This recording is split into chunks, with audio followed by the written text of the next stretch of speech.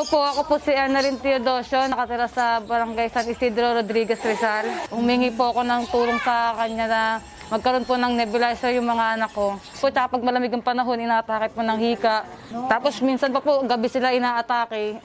Nagkatok-patok pa po kami sa ibang bahay para lang makagamit ng nebulizer. Ang anak mo ay ilang taon? 6 years old po yung panganay, tsaka 2 years old po yung bunso. Buksan mo. Maraming salamat, Tatay Rani. Omron pa ang tatak. Wow, ang bait talaga ni Tatay Kasi gusto ni Rani. tatay pag magbigay siya yung the best na talaga. Yan. Salamat, Tatay Rani. At nakita natin yung nebulizer. Di ka na mahirap pa sa mga. Meron pang mga ganito. Oh, yan. Diba? Maraming salamat po, Tatay Rani.